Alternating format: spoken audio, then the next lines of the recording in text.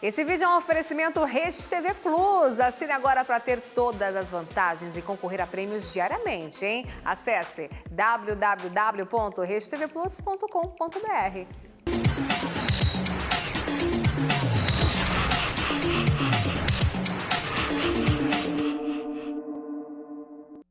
Olá, boa noite. Um temporal provocou transtornos e deixou o Rio de Janeiro em estágio de atenção. Em 24 horas, choveu esperado aí para todo o mês.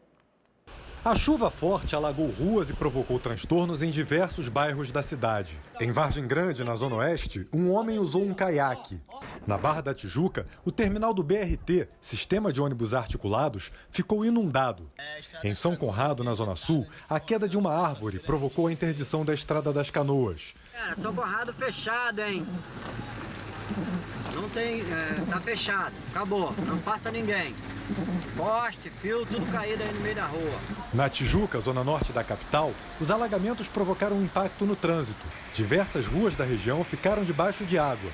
Na comunidade da Rocinha, a água desceu com força pela escadaria. Cara, é muita água. A Defesa Civil acionou 28 sirenes em 13 comunidades do Rio de Janeiro para alertar os moradores do alto risco de deslizamento. Segundo a Prefeitura, em 24 horas choveu no Rio de Janeiro mais do que o esperado para todo o mês de setembro. Por causa da intensidade da chuva, a cidade entrou em estágio de atenção. A Defesa Civil Municipal recebeu mais de 50 chamados por ameaça ao desabamento de estrutura, ameaça de deslizamentos, de rolamento de pedras e por queda de muros. O corpo de uma jovem de 18 anos que estava desaparecida desde domingo no Ceará foi encontrado. Ela caiu de uma moto aquática no Açu de Araras, em Varjota, no interior do estado. Clarice Maia Rodrigues foi localizada a 15 metros de profundidade. Ela e uma amiga estavam numa moto aquática quando caíram na água. A outra jovem passa bem. Ela contou que Clarice não sabia nadar e que estavam sem coletes salva-vidas. A polícia investiga o caso. Em Uberaba, no interior de Minas Gerais, uma menina de 5 anos morreu no incêndio. De acordo com o Corpo de Bombeiros, ela e o irmão de 8 anos brincavam juntos quando a mãe percebeu que o menino tinha colocado fogo no sofá da sala.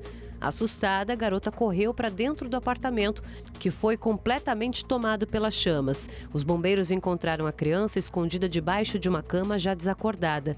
Eles ainda tentaram reanimá-la, mas a menina morreu no hospital.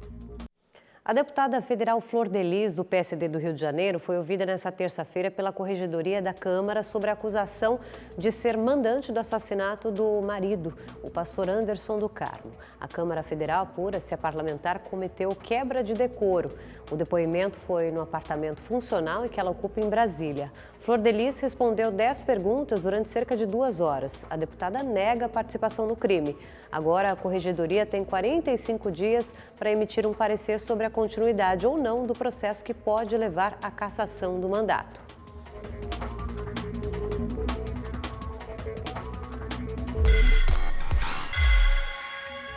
Mais de 1 tonelada de maconha foi apreendida na Fernão Dias, no trecho em São Gonçalo do Sapucaí, Minas Gerais. A droga estava escondida num caminhão de mudança entre geladeira, fogão e móveis. O veículo foi parado durante uma blitz da Polícia Rodoviária Federal e um casal foi preso. No Paraná, 600 quilos de cocaína foram encontrados em sacos de açúcar no porto de Paranaguá. A droga foi descoberta durante a fiscalização da Receita Federal com apoio da PF. A carga tinha como destino o porto de Antuérpia, na Bélgica. A polícia procura pelos responsáveis. Também no Paraná, a Polícia Rodoviária apreendeu uma grande quantidade de armas em um carro em Cianorte. Eram 20 fuzis, 100 munições e 24 carregadores. 2 homens foram presos. As armas seriam entregues a criminosos de São Paulo. O traficante Elias Pereira da Silva, o Elias Maluco, foi encontrado morto na Penitenciária Federal de Catanduvas, no Paraná. Ele tinha 54 anos e era apontado como um dos líderes da facção criminosa Comando Vermelho, no Rio de Janeiro. Elias Maluco foi preso em 2002, acusado pelo assassinato brutal do jornalista Tim Lopes, que fazia uma reportagem investigativa sobre abuso de menores num baile funk. O Departamento Penitenciário Nacional informou que a família já foi avisada pelo Serviço Social da unidade e a Polícia Federal vai investigar a causa da morte.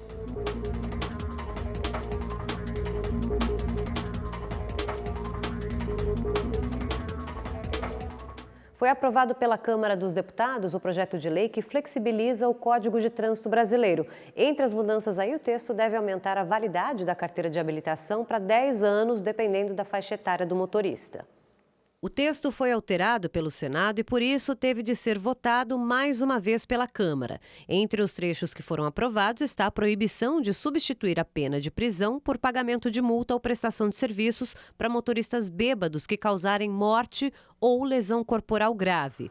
A validade da carteira de habilitação, que hoje é de 5 anos, também foi alterada.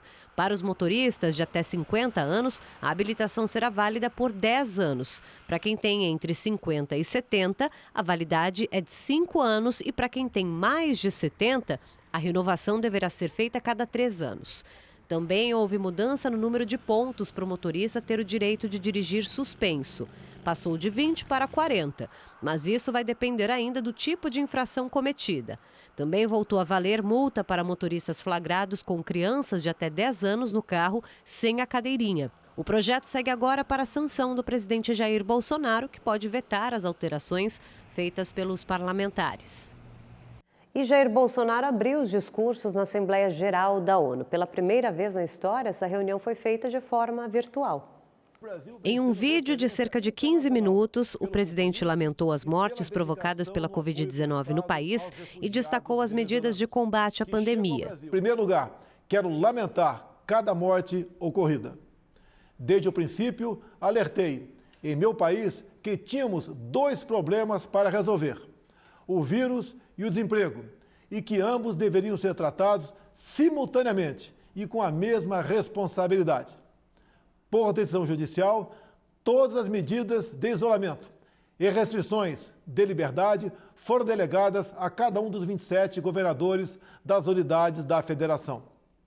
Ao presidente, coube envio de recursos e meios a todo o país. Nosso governo, de forma arrojada, implementou várias medidas econômicas que evitaram o mal maior. O presidente ainda defendeu a política ambiental e rebateu as críticas por causa das queimadas na Amazônia e no Pantanal. Somos vítimas de uma das mais brutais campanhas de desinformação sobre a Amazônia e o Pantanal. A Amazônia brasileira é sabidamente riquíssima.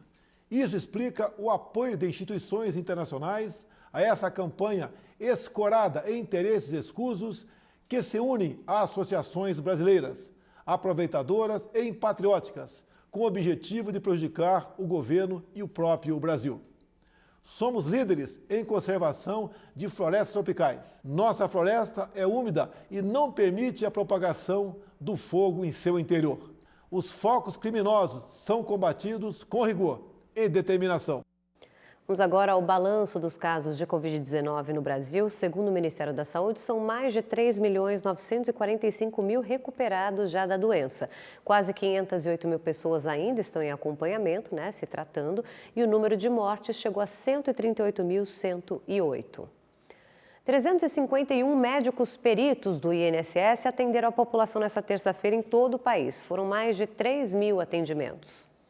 Depois de uma vistoria feita pelo sindicato, que representa os médicos peritos do Instituto, 87 agências foram consideradas aptas para o retorno às atividades. No Rio de Janeiro, 5 unidades reabriram, 3 delas na capital. Um alívio para centenas de segurados. Em Belo Horizonte, 59 agências já estão funcionando, mas somente para atendimentos agendados. 22 estão aptas para fazer perícias médicas.